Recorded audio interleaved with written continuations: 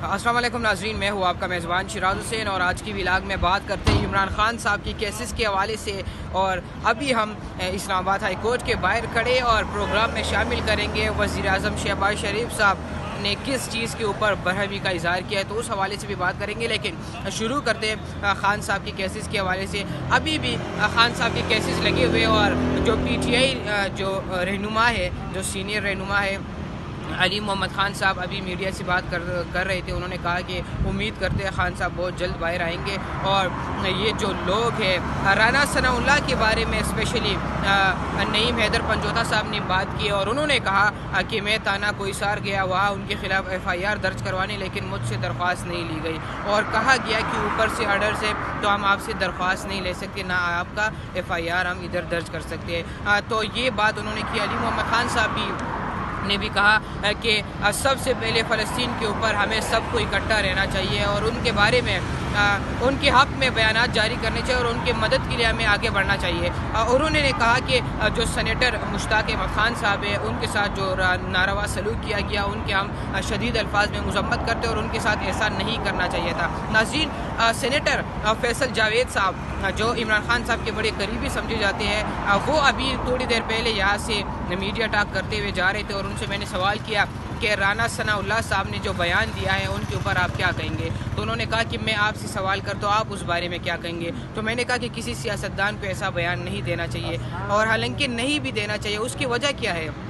वजह ये है कि अगर आप कहते हैं कि किसी का वजूद रहना मसला है तो आप उनको ख़त्म करने की कोशिश करते हैं, इस वजह से आप इस तरह के बयानात देते हैं। तो इसी तरह उनको बयानात नहीं देने चाहिए। और उन्होंने कहा कि खान साहब अवाम के दिलों में बसते हैं, लोग उनसे मोहब्बत करते हैं और उनको जितना मैंडेट मिला 8 फरवरी को तो उसकी मिसाल नहीं मिलती। नाज़रीन, जो उमर अयूब साहब है उन्होंने कहा कि उम्मीद करते हैं खान साहब बहुत जल्द बाहर आएंगे। तो अब देखना होगा कि खान साहब वाकई जल्द बाहर आएंगे या नहीं आएंगे। और साथ ही साथ अगर खान साहब के हवाले से देखा जाए तो PTI की जो लीगल टीम है जो आज मामूल के मुताबिक बातें कर रहे हैं कि खान साहब बहुत जल्द बाहर आएंगे, तो ये बातें तकरीबन हम कोई 200 दिनों से सुन रहे हैं जब से खान साहब अंदर है। लेकिन तो अगर असद कैसर की बात की जाए तो उससे आज अभी उन्होंने कुछ ही देर में मीडिया से बात करते उन्होंने जो कुछ कहा, तो उन्होंने कहा कि वो शदीद अल्फाज में मज़म्मत करते हैं उन चीज़ों के जो ये केसेस को अगर देखा जाए खान साहब के जो खिलाफ केसेस बने हुए। लेकिन उनसे मैंने एक सवाल किया, जो सूबाई काबीना का उस काबीना को अगर देखा जाए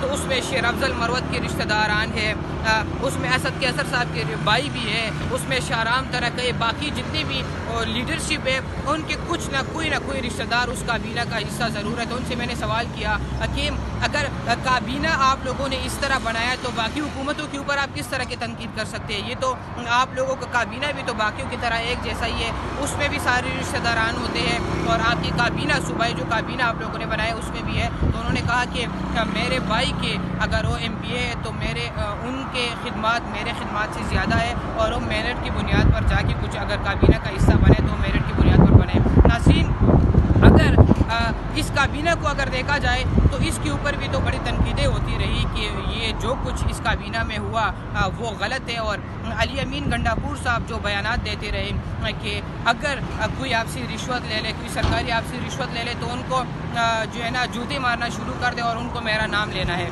तो रिश्वतों का जो मामला है, जो सिलसिला है वो भी चलता जा रहा है। उसी तरह बाकी जो लोड शेडिंग जो उन्होंने मना किया था कि गैस और अफ्तारी और शहरी के टाइम इस तरह की कोई चीज़ नहीं होनी चाहिए, तो वो भी नॉर्मल रूटीन के मुताबिक उसी तरह हो रही है। उसके ऊपर अली अमीन गंडापुर साहब भी खामोश है।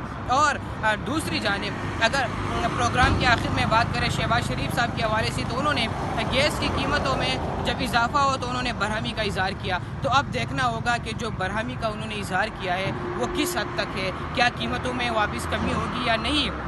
और दूसरी जानिब जो खबर आ रही है, खबर ये है कि पेट्रोल की कीमतों में भी इंतहा हद तक इजाफा मुमकिन है। तो अब देखना होगा कि क्या होता है। जो जरदारी साहब और शहबाज शरीफ साहब कहते रहे कि हम कोशिश करेंगे कि मईशत के ऊपर जो